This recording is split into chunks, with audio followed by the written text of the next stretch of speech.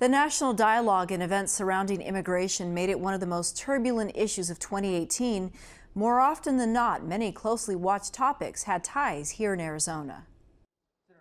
In January, the debate over immigration reform focused on DACA, or the Deferred Action for Childhood Arrivals. President Trump announced plans to end the program in March, demanding lawmakers pass a permanent solution. But any solution has to include the wall. We heard from families concerned about what DACA's end could mean for them. In both cases, at least one parent has DACA status and American-born children. If they deport my parents and they take me with them, I'm not going to fit in. I decided I have to sacrifice my career because I have to fight to stay in this beautiful country with my family. With the future of DACA in jeopardy, we learned about the legal limbo recipients faced. Now, the Department of Homeland Security is honoring extensions or applications for people who have had DACA in the past, but they're not even adjudicating new DACA applications. And in terms of the time limits, who knows how long this is going to last?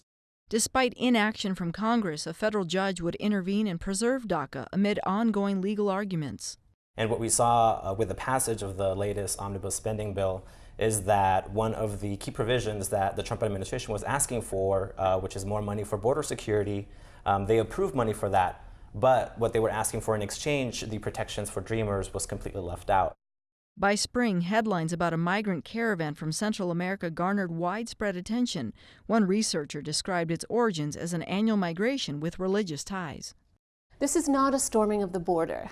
And again, only a small percentage of the group will actually come all the way north. Many people never intended to come all the way to the United States.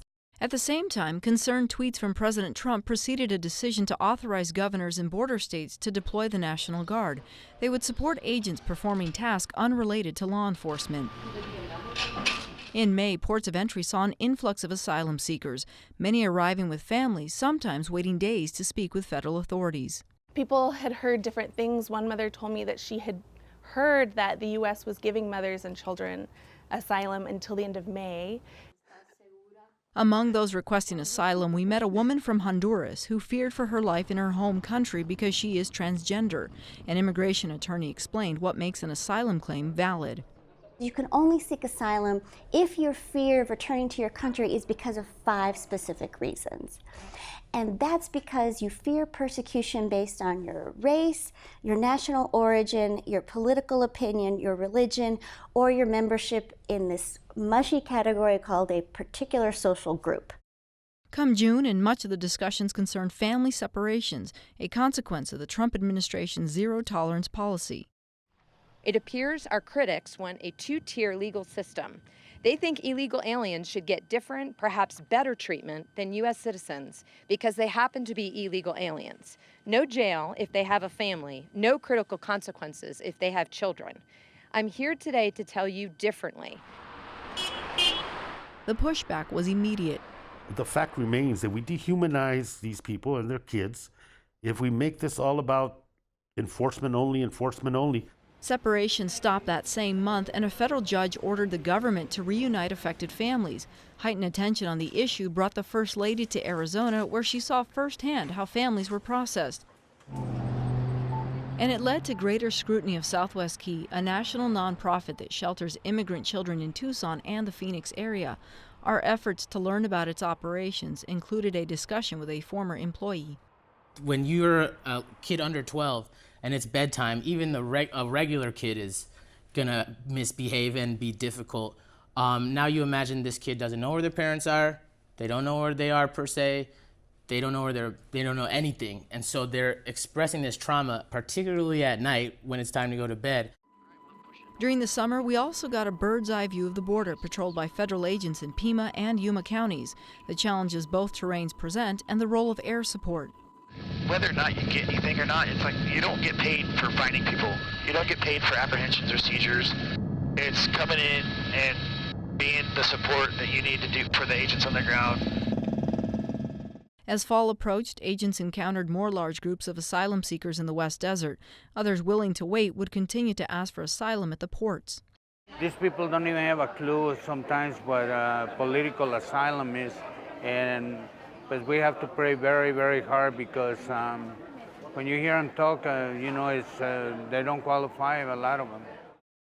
Requests for asylum continued to soar. In late October, news of another approaching caravan from Central America led President Trump to order active duty troops to the border.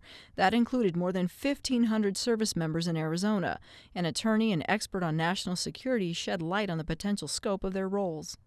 They cannot engage in law enforcement functions, and there's a 1878 act that prohibits that. Basically, our U.S. military troops from engaging in domestic law enforcement in the U.S. And by law enforcement functions, we mean things like apprehension, arrest, search and seizure, interrogation, and detention. As we saw in November, their duties included installing razor wire along portions of the border wall in communities like Nogales.